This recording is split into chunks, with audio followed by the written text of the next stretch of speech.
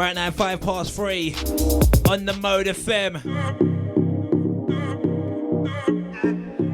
Mr. Theo Stretch Lewis. Right now, my guest this week on the S37 Music Show goes by the name of Mr. Melo-D. How you doing, sir? I'm feeling great. Feeling great. So what you been up to, Mr. Melo? Because the last time we was like together was Boiler Room. Can you hear yourself? The mic, it's got a little... Oh, it's one of the glitches, yeah? Yeah, it's one of the glitch mics, you know. How it goes. Yeah, when was that? Last year, February, was it? Yeah, last year, February. Yeah, it was. Me, you, Decimal, Cody G, Desi B, Logan Sama. You can check that out on YouTube. Yeah, no, that was... Quick plug. Yeah. Since then, I mean, I've been doing loads of things. Bookings, I've been up and down the globe. You was at a festival as well, I see on your Instagram page, which is the Funkaholic. Yeah, check me out on Instagram, at the Funkaholic. Yeah. And you'll be able to see everything that I'm doing, currently doing, have been doing, and stuff that's coming up in the future. That is wicked, which bleeds me onto the next question. So how did you get involved with music? Because I've known you for a while. I know you're one of the solid DJs, underdogs out there. Oh, thanks. You know me. I have to be honest, you know. You get me? So tell us and tell the audience, which is listening right now and watching, that how you got involved with music and how you started and that. All right. Let's go back to the 80s, isn't it? Go back to the 80s. Are you an 80s baby, by the way? Yeah. I know. All right, cool. Basically, I was born into it. I Yeah. mean, where did I start, man? It goes way back. My pops and uncles and best friends and stuff, they used to run a sound back in the day. Yeah. Saxon.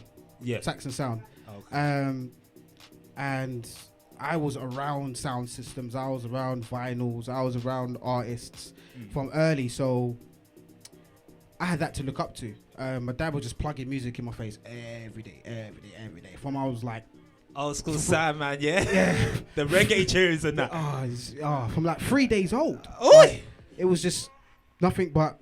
I remember they coming from the ska, the rock steady, the reggae, the lovers rock, from that era there where it's just bare bass. So I was a bass baby. Okay. So everything's that. Oh yes. Drum and bass and all that. Right.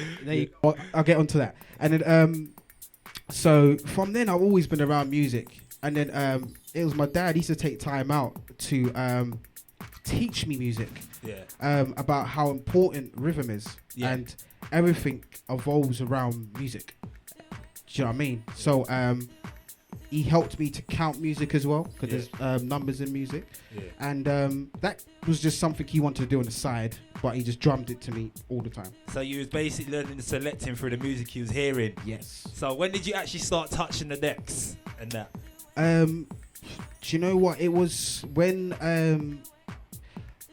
my brothers used to play tapes. My older brothers used to play cassette tapes. Yeah.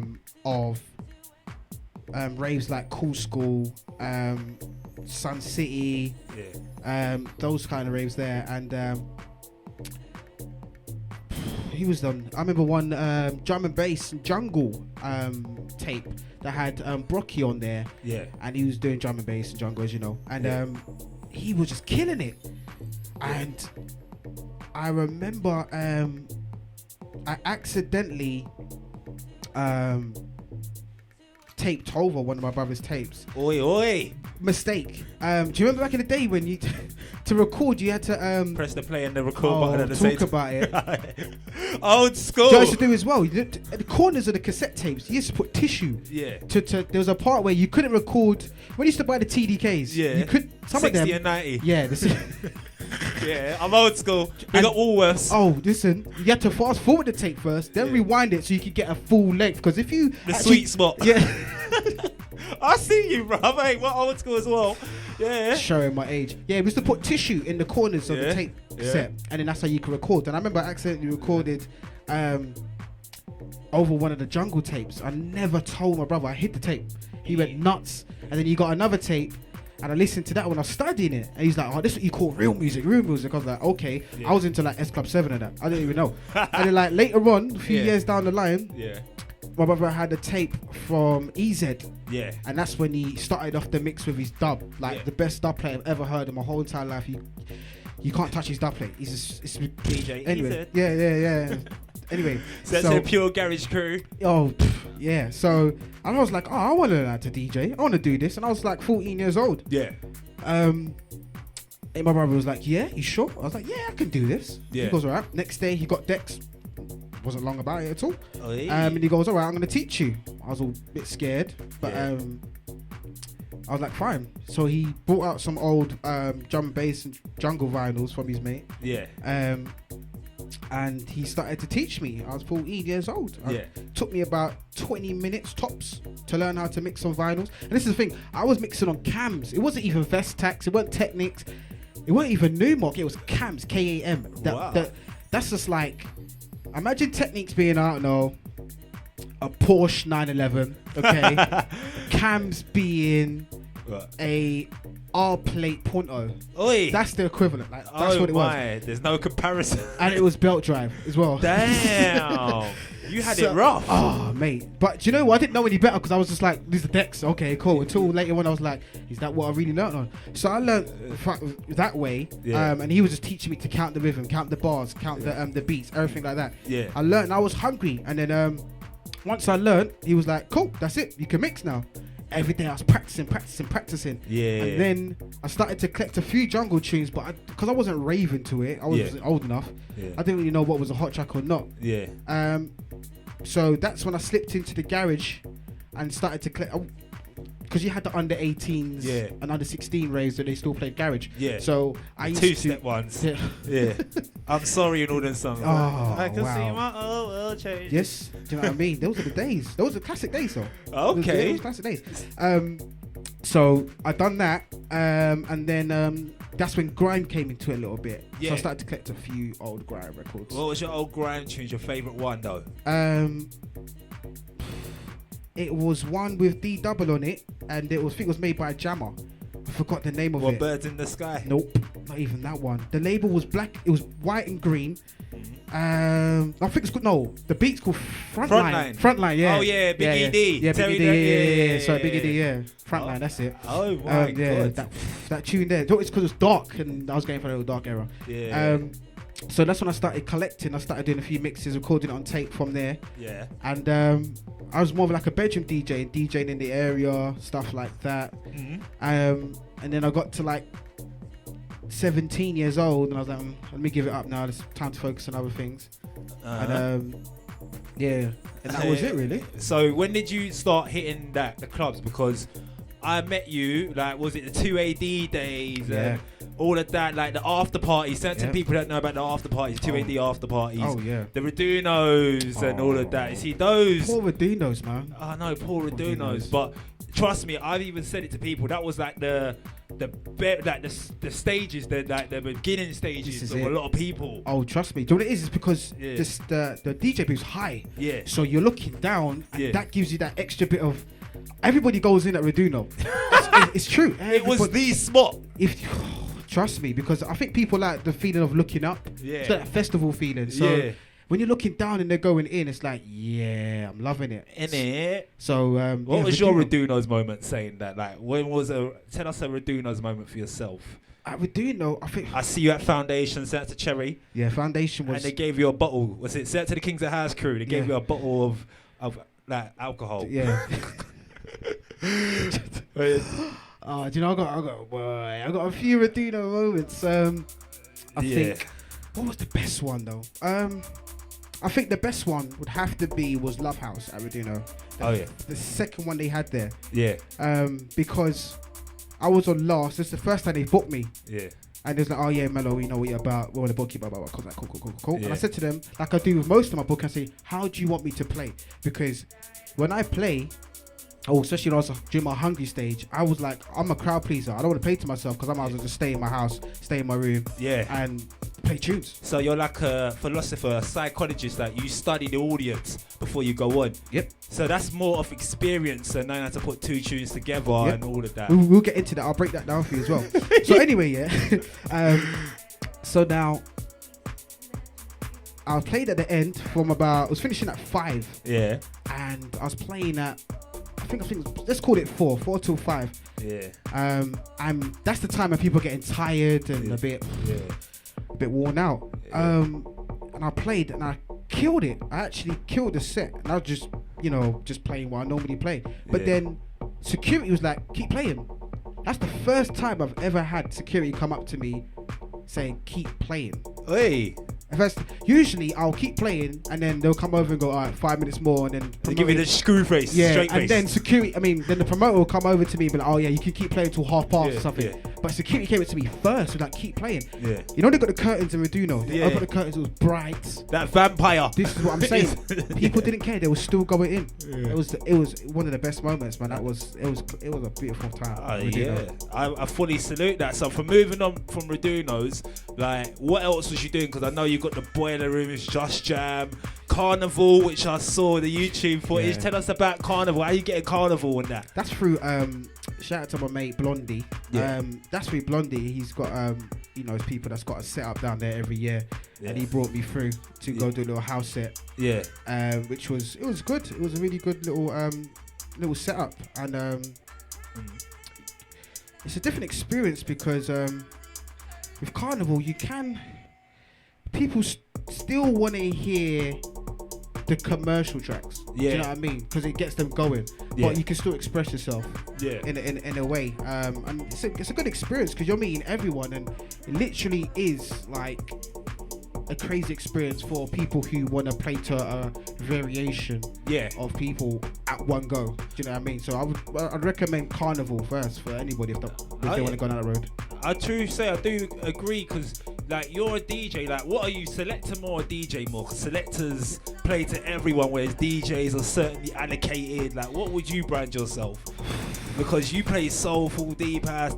This is the thing, I love music. So when it comes to house, the whole spectrum of house is appeals to me. Yeah. So I will judge the crowd on what it is that they like. Yeah. But then I give them what they like plus more. Yeah. I mean, this is what I heard from silent listeners. They say when they come out to hear me play, they leave with a part of me. No, swear that's what they say. They leave with a part of me, and I had to get them to break it down. It's like, you can tell when Melo's playing because he gives you an experience. Yeah. Like, I was like, wow, I'm just playing this. Yeah. They're like, no. When I walk away, I'm like, yeah, Melo, he done his thing. That Melo-D. People, I'm not even being big-headed, but like, I'm only going off. I can show you like my phone and everything. People saying, you know what, you saved the night. You saved the night. You saved the night. You saved the night. I'm not even. It's true. Yeah. And I'm just playing. Like I just want to play. Yeah. It's like promoters that real promoters that know me anyway. Yeah. They will, if say like a cancellation comes, on a booking, they get upset. When it comes to telling me, they'll tell me, I'm gonna pay you the deposit, But when it comes to me, like, fam, I know you wanted to play, but like, I'm really sorry, man. I know you just want to play as quiet, like, No, I'm like, well, I'll just come and play, They're like, no, I know you want to play. They get upset because they know my passion for music. Do you know what I mean? And as I get older, and I go through some experiences when it comes to DJing,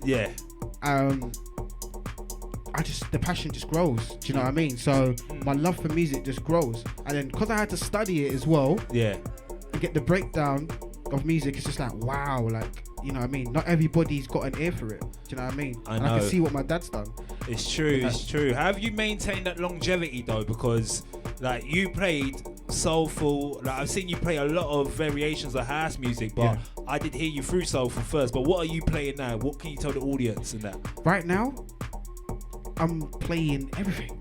Everything, I can't stick to one because different parts of house give you different feelings. Yeah. Like, alright, I'll be real with you, yeah?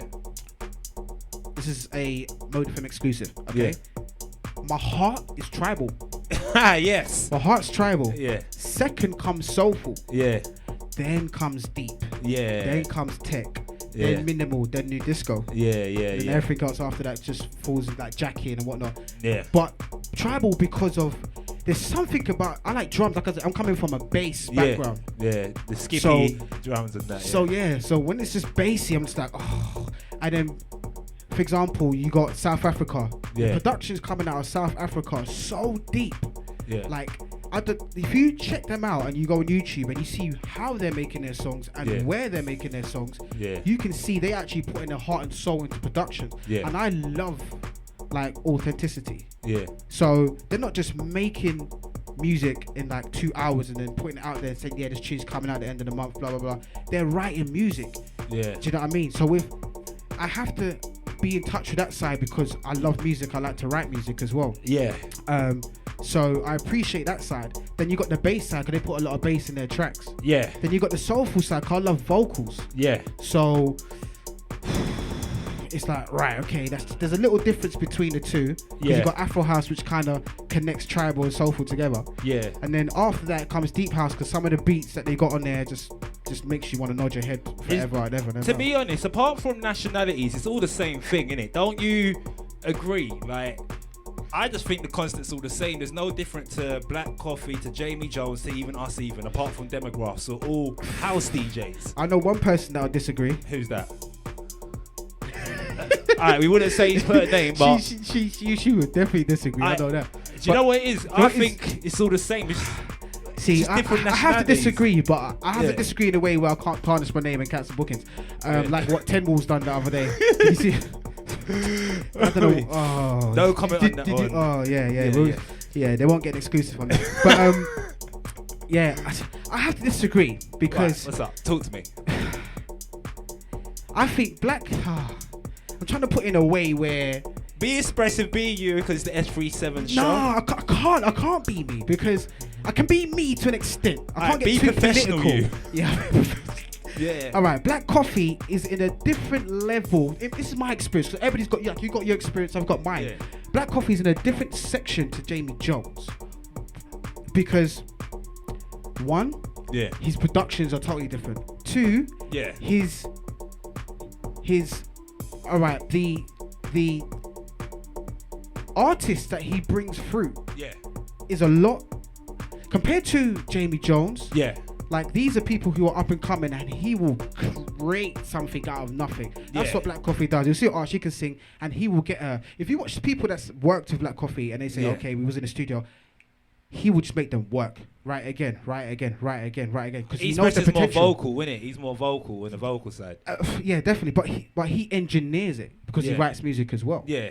Obviously, his A&R is ridiculous. Like, he brought through Boosie and she went skyrocket. And then Jamie Jones now, his productions are quite repetitive. He's using the same bass line, the same drum pattern. He's a great musician. Yeah. No doubt, because he's part of Hot Natured, and they're great, but it's two different genres. No. You wouldn't. To reiterate what I'm saying, I'm talking about the constant of being house, innit? I know there's a lot of different DJs. I do agree when you break it down like that. Yeah, in a professional way. Yeah, it's true. There's a lot more could have said. I know people are gonna be like, "What's Stretch on about?" and that, but I'm just saying about the parallel of. We're just all the same, but obviously if you read deep into it, we're all different. The people that's in depth with the scene will know we're different. But a lot of people that don't follow the scene will be like, they're all just the same, innit? You get me? Like, that's how a lot of people are like. I'm just saying. But people could say, like... It's the same. But the same thing with being a chef. Do you see what I'm saying? Jamie Oliver, Gordon Ramsay, they can cook the same thing. Yeah. They're doing it, but they're working in the kitchen. Yeah. But the deliverance is totally different. Yeah. And there's different ways of doing things. Yeah. Like Jamie Jones, Jamie Jones, he can play an amazing set. Yeah. Yeah. Like bad set. Depends on what you're into. Yeah. Yeah. And with Black Coffee, he'll play a set, but he'll make you think about life. Like, you would walk away and be like, because you can experience Black Coffee. Do you know what? I'm going to say this very in a blunt way. You can experience Black Coffee and his style of music. Yeah. Yeah, because he tells a story with his music. Yeah. Yeah. Without any substance. Yeah. Without taking any substance. Right? Yeah. You don't have to. He'll make you be high. Yeah. He'll just play to you. Be like, I saw he's done IB for the other day, innit? yeah.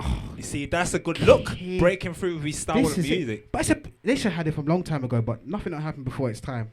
It's true. But he's getting so much publicity now where they have to bring him through. They ain't got a choice but to. Yeah, it's building a buzz because I've definitely seen his growth from Turn Me On and Crazy and Superman. Yeah. Yeah, that's the ones that brought me to him. I know he's done other songs as well, but that's his main albums ones. as well. He's come out with albums. And do you know what makes him such an amazing person? Yeah. He is so humble. No, Yeah. He is so humble. Yeah. And to answer your question, how does the longevity? Yeah. Just being humble. Yeah. I know, like, the feeling of knowing that I've made someone's night. Yeah. It's a good way to live.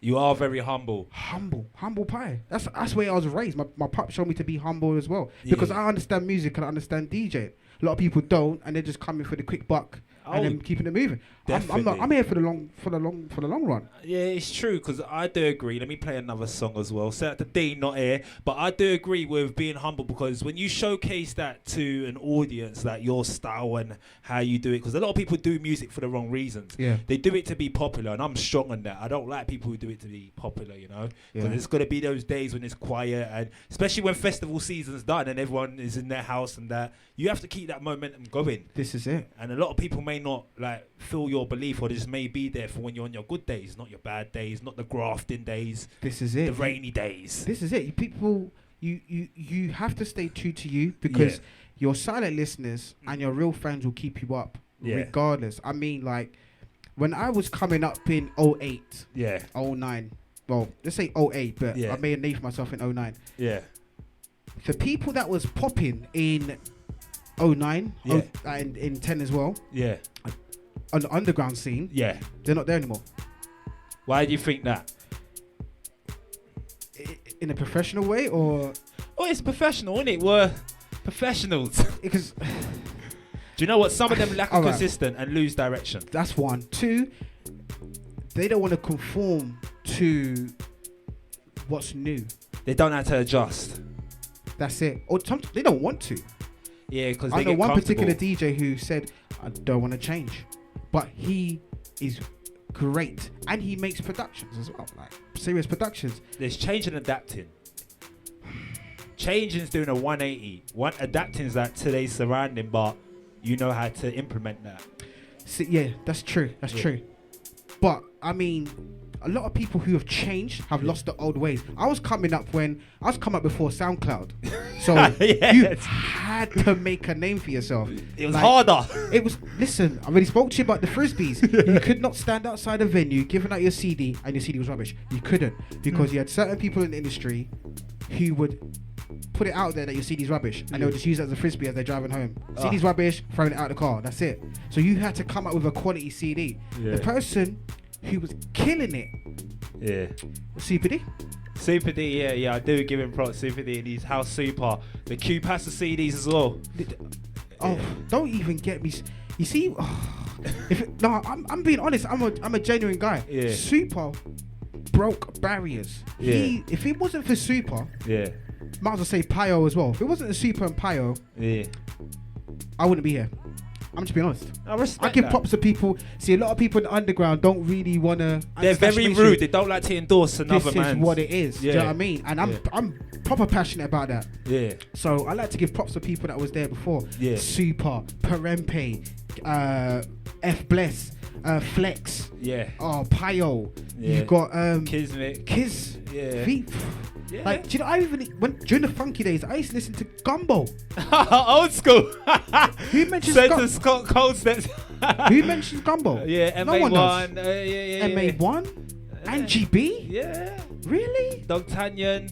You see, this is a nice history lesson, because what people don't realise that most of these new generation DJs have been listening to those old DJs. Come on now. I respect the scene. Like, I respect the music grads. Hence why I just keep myself to myself. But there is people that do lose themselves. This is it. And it's unfortunate because I don't know, because fame can be an illusion. Remember, you got a lot of people who were nothing. Yeah. before they became a DJ. Yeah. So they're holding on to it for dear life, because if they lose that part, then they become nobody. No one wants to, check for them. No one wants to visit them. No one talks about them. They're not, like, they ain't got that publicity rating. Do you know what I mean? So, but this is the thing. When that goes, because I was speaking to Angie B and she was telling me that she's seen it all. Like, there's a rotation that happens. Like every 4 to 5 years, it just goes back round, back. She's saying she's seen people come and go, left, right, and centre, because she was just educating me on certain things. Yeah, and it's true. Like, this is why it's good to be versatile. Like Scholar T. Yeah, it's good to be versatile because you could always fit in somewhere. Yeah, because you got people that would been bleeding the tech sound. Yeah, cool. When tech dies, what are you gonna do? It's true. They don't really take the control of their own identity. Now it's happening right now, because you got a lot of people who was in every single tech rave, for example, and now they're getting bored. This is what they're telling me. I'm bored, I want something new. Not bored of me, they're just saying, oh, do you know what, I didn't go here because I'm bored of it now, it's all the same. I'm like, so what do you want? I don't know, like, I want a bit of old school. Do you know what? Right. I was actually going to compliment you on that. Don't you feel a lot of people that's our generation that used to rave with us don't really go raving nowadays? Yeah, because they're bored of it. Yeah, lackluster events, friendship events. Yeah, and it's the type of people who are turning up. Yeah. But we're not 18 no more. So the new block that's coming through, who don't really want to come and appreciate music, some of them, okay? They just want to come and just party with their friends for the hashtags. Some of it is. I'm being honest. I can't lie. I used to do that. Huh? Just for the hashtag. They just go about hashtag, I came here, but they don't even know who's playing. It's true. It's a popularity contest to a certain degree. So then that connects to the music, and the music being a bit, it's not as rich and, pure. No equity. As basically as it was during the 210 to from 210 to 2012. I think it's very different nowadays, and it's good that you're seeing new talent go through, but then it's experience. I'm more used to the ones that's grafted, like yourself and that. That's why I can listen to you a lot. But I can't just listen to a new man come out with a... Sorry to cut you. Yeah. Right. On your first ever booking that you played, how much did you get paid? Be honest. £50. On your fourth booking, right, how much did you get paid? Mother's Life, I got £50. Right. Yeah. You got some people, who would get a booking, and you pay them 50. Yeah. Okay, cool. Then they'll make one song. Yeah. It would get played on the radio, or get played in a mix. Yeah. Yeah. Yeah. And the person who's playing it will be like, this tune's by Think About It. Everybody's like, that tune's bad. Oh my gosh, I like it. Oh my God. Cool. Yeah. Then the promoter will be like, oh, you made that song? Yeah. Oh, cool. What? Do you DJ? Yeah. Okay. Yeah. I want to book you. How much you charging? Oh, 150. Excuse me? Hold on a minute. You was just £50 the other day. So now you're 150. I know. Cool. And then it goes higher until you get to the thousands. But the thing is, some people could if they've done that work. You can't be a one-hit wonder because... No doubt. Yeah, you study the net worth. I study a net worth of practically every DJ because I'm in the media scene, so I have to really analyze. People that try and overprice themselves, you can even see by the experience and how they conduct themselves. Yeah, definitely. They're not that... Get your money's worth, no doubt. Yeah. But when I was coming up... Yeah. It wasn't even that long ago. But it feels like that because of the stuff I see around me. To some of the DJs that's coming up now, I'm just like, wow. Alright, cool, no problem. It works. Everybody just get your money in it. But I'm gonna go down my avenue. I've bled that scene and I've done what I had to do. There's not much more I can do. People can come through and do their thing. That's fine. They can have that. Yeah. But I'm trying to elevate myself into network and get a different crowd and get more the overseas. Like, I have to because I feel like I'm here for a purpose, man. Like when you got all these tunes and all this knowledge to share with people. So what do you think of today's community then? Apart from that, we already just pretty said it, but just giving it like, what do you think of what's going wrong and right, and the ones you look at for being a music listener? Do you know what? Like, I like how things are to an extent, but I think it could be better. Yeah. I mean, this is just from my ears, my musical ears. Yeah. I think we have to, in order to bleed out the riff-raff, you have to change the music, and you have to change the style of DJing. Only a few can do that. But it's in every genre. You got like, you got, for example, you got hip hop, for example, and you got people that want to turn up, every weekend. They're not turning up to J. Cole. They're not turning up to Kendrick Lamar. Because they're too much of lyricists. They're gone clear. Do you know what I mean? They'd rather turn up to Young Thug and all that because that's what they want to listen to and party to. But people are getting bored of that now. So slowly that's going to get ushered out and real music's going to come back.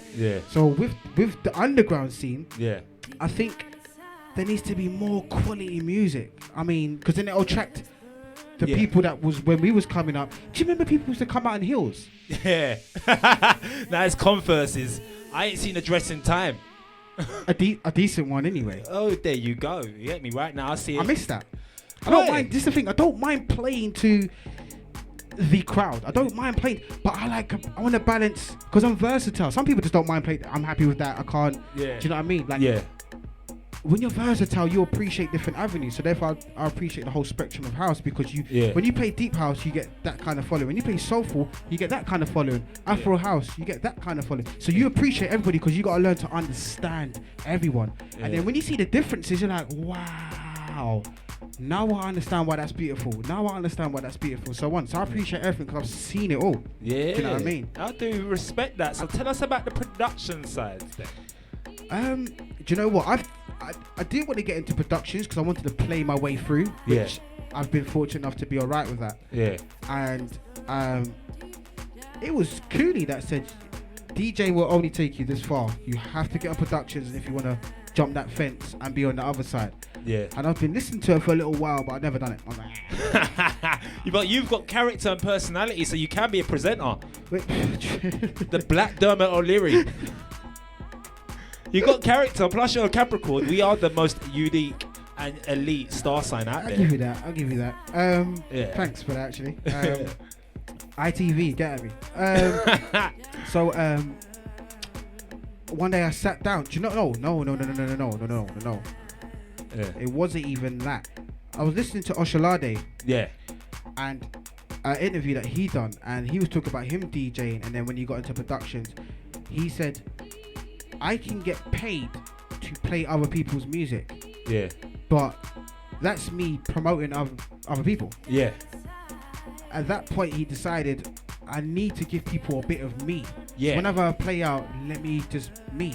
And obviously his catalog's fat where he can just play hours and then his own music. And that made me think, for real, because I can tune into the people, but I want to give them a bit of me so they know, okay, that's Melo, that's Melo's track. When they hear that and stuff like that. So that's when I started to get into productions, and I knew that would take me to another field, which it did. And I don't know what happened, or I don't know, it might have been some serious prayer that I done, but it got picked up very, very fast. I mean, 6 days later after I put it out, someone was like, I want to sign it.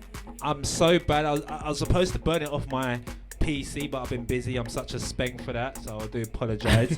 I should have actually put on my USBs, but I've been doing so much. But did you bring your lovely... Oh, you say you just putting me on the spot, Wait, that's what I've got to do, spontaneous ones, Yeah, we'll get it out. We'll get it out. That's all right. So what have you got forthcoming before I make you step on the decks and showcase what the Melo-D does? What does D stand for, by the way?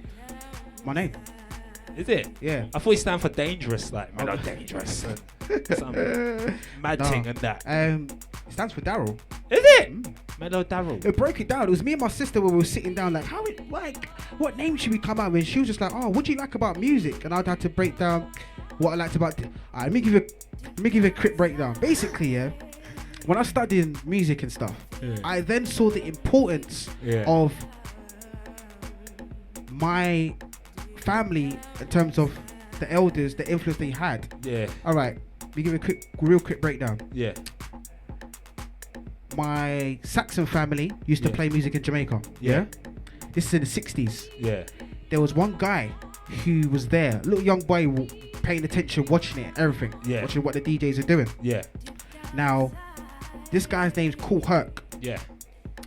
Old school people know him from, you know, the hip hop days. Yeah. Kool Herc left Jamaica in 1967. Yeah. Went to the Bronx, Yeah. New York, and he took that element Yeah. of DJing to New York. Now, Yeah. he used to listen to my family and watch. Remember, there was no mixer. There was 4 turntables. This is in the 60s, and there would be like 4 amps, Yeah. or 3 amps. Yeah. And what they used to do is to play the track, or the record, sorry, and when it finishes, Yeah. bring it down. Yeah. Cool, turn it Old down, school. and then turn up the amp of the other one, turn the amp, and that's what he done. Yeah. And that was the original DJ. People are forgetting to see this. This is what it comes to. We were educated, DJing. Then remember, there was no host, there was no MCing. Yeah. DJing, DEEJAY. That was DJing. Try no. This is. I'm kicking. I like how you're passionate. Yeah, no, I have to break it down because people don't understand. Yeah. That was DJing. Yeah. Remember, the DJ used to be someone who used to grab the mic. Yeah. When the tune's finished. Yeah. And no one is come down selector. You know, them kind of things there. That was the original DJ. Yeah. Remember, there was no MC, there was no master ceremonies, nothing. Yeah. That was the original DJ. If you watch sound clashes when it comes to like Cartel and Bravado and that, Yeah. they will say, "Can I DJ my tune?" But people thinking, "But you're like an artist. You don't DJ." They don't understand that. That's where it came from. Yeah. That was the original DJ. Yeah. So he took that, brought it to the Bronx. Yeah. In the in the late 60s. Yeah. And then he started to play like funk, which was like James Brown and stuff in the 70s. He used to play that music. Yeah. He weren't getting the love that he wanted, but he's still playing that music, and he was one of the first people to bring that style into America. Yeah. Cool. Because he learned from my family. I didn't even know that. But my family's actually got pictures with Kool Herc. Yeah. From the 70s and that. Yeah. And shit that while they schooled him and he learned everything. This was the first, might as well say, away from Jamaica, this was the first DJ. Yeah. Then the J. Yeah. This is the first DJ. I love your passion, Melo. Break it down. Yeah. People can take notes of this. Now. Wait. Now, where can they contact you before you resume? Where can they contact you? Where should we go? Instagram. Yeah. At the Funkaholic. Yeah. Facebook. The Funkaholic and DJ Melo-D. That's MELO-D. Yeah. Twitter. Yeah. That's at DJ. Yeah. MELOD. Yeah. UK. Yeah. Yeah. DJ Melo-D UK. Cool. I'm going to ask you to step inside the Mode FM booth. Set to the Mode FM family right now. Stretch without Dean. We've got Mr. Melo-D. Set to Simone. Set to Prince. It's all about the S37 show. SoundCloud.com/Studio 37 Music. YouTube.com/Locate Your Shoot to check out all the latest interviews and that. Right now we're going to have Mr. Melo-D stepping up for the guest mix.